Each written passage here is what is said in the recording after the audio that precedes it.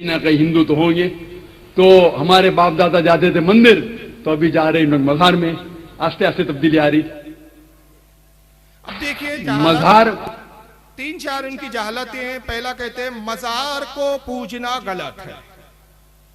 याद रखिए, इस फिरके की आदत होती है कि पहले एक झूठा इल्जाम गढ़ते हैं ये, और उसके बाद फिर ये सफाई देने बैठ जाते हैं। ये मैं खास पॉइंट की बात बता रहा हूं। जो चीज आप करते ही नहीं पहले वो गढ़ेंगे। मसलन आपने कभी चोरी की नहीं मगर कहेंगे चोरी करना बुरा है। भाई हमें चोरी करने की बुराई पर कोई एतराज नहीं है, पहले ये तो बताओ चोर है कौन। आप चोर का पता नहीं बताते हो, चोरी की मजम्मतें सुना रहे हैं 2-2 घंटे। आप कहते हैं मजार को पूजना गलत है, तो ये भी तो बताइए कि मजार को पूजता कौन है। ये पूरा मजमा जो हजरत उर्स महबूबुल औलिया के इस उर्स पाक में हाजिर हुआ है, मैं बड़ी जिम्मेदारी से कहता हूं, एक भी शख्स ऐसा नहीं मिलेगा जो खड़े होकर कहे कि हाँ मैं मजार को पूज कर आ रहा। अभी सरकार गरीब नवाज का उर्स पाक चल रहा है, ये पूरा महीना ही हुजूर गरीब नवाज का है। लोग हाजिर हुए, मैंने किसी को नहीं देखा कि बारगाह गरीब नवाज में कोई गया और गरीब नवाज की मजार की पूजा शुरू कर दी और कहना शुरू कर दिया ओम नमो नमो मोइनुद्दीन चिश्ती, आरती उतार रहा हो, घंटा बजा रहा हो। हमने तो नहीं देखा भाई। हाँ एक चीज देखा है जिससे इन बेचारों को गलतफहमी हो जाती है।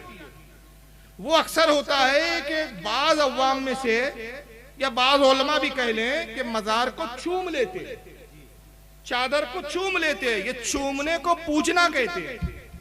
चूमना और पूजना, और चूमने और पूजने में बेचारों को फर्क नहीं मालूम। ये तो बहुत छोटी बात है मैं अगर ये कहूं कि मजार को चूमना। हालांकि देखिए इस बारे में वाज़ेह में हुक्म बयान कर दूं, उलमा के दरमियान इस पर इख्तिलाफ है कि चूमना जायज है या खिलाफ अदब है। नाजायज और हराम पर मामला नहीं है। किसी हमारे अहले सुन्नत के आलिम ने चूमने को हराम नहीं कहा, किसी हमारे अहले सुन्नत के आलिम ने इसको नाजायज नहीं कहा। हाँ अदब के खिलाफ है, खिलाफ औला है या खिलाफ औला नहीं है, इस पर गुफ्तगू है। आला हज़रत फाज़िल बरेलवी चूंकि बड़े बाअदब वाक़े हुए हैं, वो कहते हैं कि मेरा फतवा तो ये है कि मजार से 4 हाथ दूरी पर खड़े रहो, यही बेहतर है। और उसको अगर मैं कहूं कि गोया आला हज़रत की जबान में आला कह रहे हैं कि भाई एक बहुत बड़े बुजुर्ग की बारगाह में आप खड़े हैं तो अदब यह है कि दूर खड़े रहो। या मैं कहूं, अब ये आला हज़रत नहीं कह रहे, मैं कहूं कि अगर मैं नहीं चूमता, मैं कभी चूम भी लेता हूं कभी नहीं भी चूमता हूं। कभी चूमता इसलिए हूं कि किसी को चिढ़ाना हो तो, हाँ मेरा मामला है, और कभी इसलिए नहीं चूमता हूं कि आला हज़रत के फतवे पर भी अमल हो जाए और मुझे एहसास होता है कि मेरे लब ये इतने गुनाहगार लब ये इतना गलत जुमले बोल जाते हैं, इतनी बातें ऐसी कर जाते हैं जो खिलाफे वाक़े होती है, ये लब इस लायक नहीं कि उस मुकद्दस वली की चौकट से मसो। ये अदब का मामला है। जायज और नाजायज की बहस नहीं है। अगर चूमने की तुम बात करो तो हम हदीसें दिखाएंगे। मैं अगर हदीसें पढ़ूं, मैंने कहा वक्त कम है वरना एक एक बात पे खुदा की कसम एक एक हदीस और उसके कई कई हवाले होते हैं। मेरे पास इतने हवाले होते हैं कि इनके बाप ने उन किताबों के नाम नहीं सुने जो मेरी लाइब्रेरी में है। अगर जो लोग मेरी तकरीरें हॉल वाली तकरीरें सुनते हैं उन्होंने देखा है, वो सुनते हैं जो लोग रेगुलर सुनते हैं। हॉल की तकरीरें जो मेरी होती है मखसूस मैं अपनी लाइब्रेरी में बैठ के किसी खास मौजू पर जब मैं खिताब करता हूँ तो एक एक हदीस पर 20-20, 30-30, 40-40 किताबों के हवाले देता हूँ। क्यों किताबें लाद दो तो ये मर जाए। सिर्फ एक हदीस सुना दूं, इमाम हाकिम ने अल-मुस्तदरक में लाया कि हजरत अबू अय्यूब अंसारी रज़ियल्लाहु ताला अन्हु रसूलुल्लाह के रोजे को बोसा देते थे, और जब एक मरतबा वो रसूलुल्लाह के रोजे को बोसा दे रहे तो उस वक्त का एक बहुत बड़ा वहाबी मरवान इब्न हकम आता है और उसने हम आके कहा कि शख्स क्या कर रहा है तू। मतलब उसका जुमला यही था कि शिरक कर रहा है या बिदअत कर रहा है, शिरक और बिदअत रसूल की मज़ार के साथ। कहा कि तू क्या कर रहा है, ये क्यों रसूलुल्लाह के कब्र पे अपने सर को झुका के रखा हुआ है। तो हज़रत अबू अय्यूब अंसारी रज़ियल्लाहु ताला ने सर उठाया और इरशाद फरमाया, नाम हाँ मैं जानता हूँ मैं क्या कर रहा हूँ। जी तो रसूलुल्लाह सल्लल्लाहु अलैहि वसल्लम वलम आतिल हजर, मैं रसूलुल्लाह की बारगाह में मुलाकात के लिए आया हूँ, किसी पत्थर के ढेर के पास नहीं आया हूँ। तू जाहिल हमें सहाबी रसूल को बताएगा शिर्क और इसका फर्क क्या होता है, तौहीद का फर्क। हम जानते हैं कि हम क्या कर रहे हैं। और यही हजरत अब्दुल्ला इब्न उमर रदी अल्लाह ताला अन्हु, इसको इब्न तैमिया ने भी अपनी किताब अल वसीला में लिखा है। और अगर हमारे अहले सुन्नत के उलमा की बयान करूं तो लंबी फहरिस्त है कि इस हदीस को कितने कितने मुहद्दिसीन ने लिखा है, मगर इब्न तैमिया के इनके घर का मैं हवाला दे रहा हूं कि इब्न तैमिया ने किताब अल वसीला में लिखा कि हजरत अब्दुल्ला इब्न उमर रदी अल्लाह ताला अन्हु की ये आदत करीमा थी कि जब आप सफर पर निकलते तो रोज़े रसूल पर पहले हाजिर होते, हुजूर की बारगाह में हाजिर होकर बड़े अदब से सलाम करते, अस्सलाम वालेकुम या रसूल अल्लाह। देखिए जवाब भी आ रहा है, कहता है मैं जानता हूं कि कुछ लोग गलती की बुनियाद पर, जहालत की बुनियाद पर, कम इल्मी की बुनियाद पर कब्रों पर जाते हैं और ये सहाबा का अमल है कि रसूल के रोजे पर हाजिर हो रहे हैं।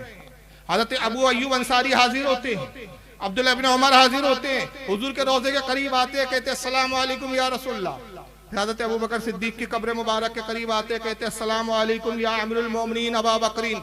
फिर हज़रत उमर अपने वालिद की कब्र के पास आते कहते अस्सलाम वालेकुम या अबा, ऐ वालिद साहब आप पे सलाम हो। और रावी हदीस अब्दुल रहमान कहते, अब्दुल रहमान अल कारी, वो फरमाते मैंने एक बार नहीं, दो बार नहीं, बारहा हमेशा देखा कि हुजूर की कब्र पर, वालिद की कब्र पर, अबू बकर सिद्दीक की कब्र पर सलाम करने के बाद मस्जिद नबवी के उस मिंबर के पास आते जिस पे सरकार जलवागर होते और उस मिंबर पे बोसा देते। पूछता कोई कि आप क्या कर रहे, कहा जानते नहीं इस पे रसूलुल्लाह का जिस्म अथर लगा है, इसलिए मैं इसे चूम रहा हूं।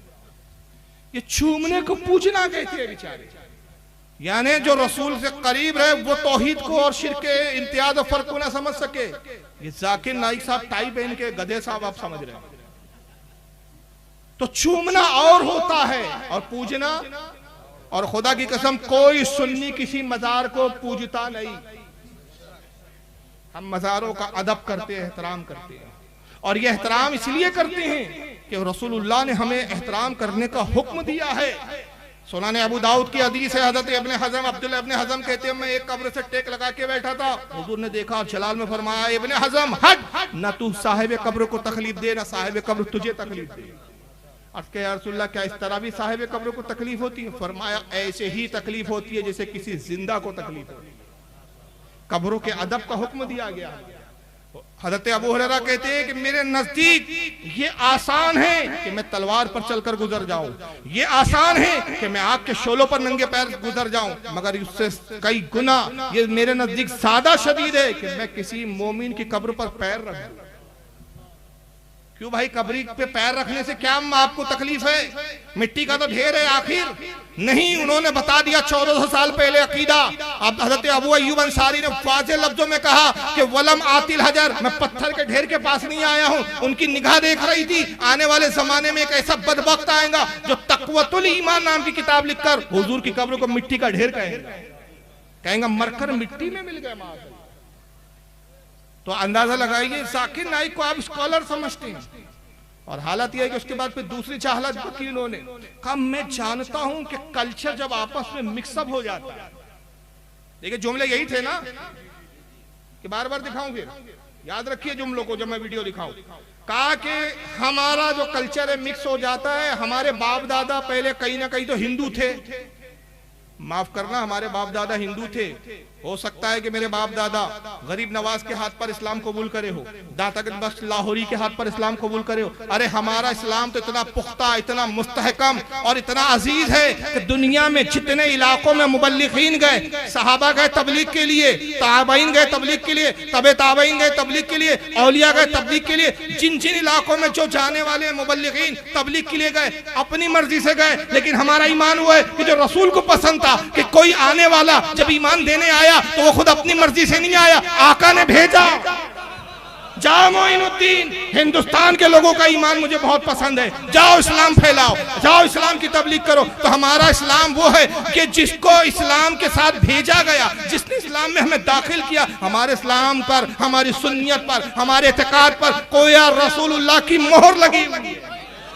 तो हमारे बाप दादा हिंदू थे, मगर ऐसे मुसलमान हुए कि आज हम में कोई फारूक नाइक नजर नहीं आता, फारूक रज़वी नजर आएगा, फारूक कादरी नजर आएगा, फारूक चिश्ती नजर आएगा। ये तेरी बदनसीबी है, तेरा बाप भी काफिर था, आज भी तो अपनी उस कुफ्र की निस्बत नाइक को लेकर घूम रहा।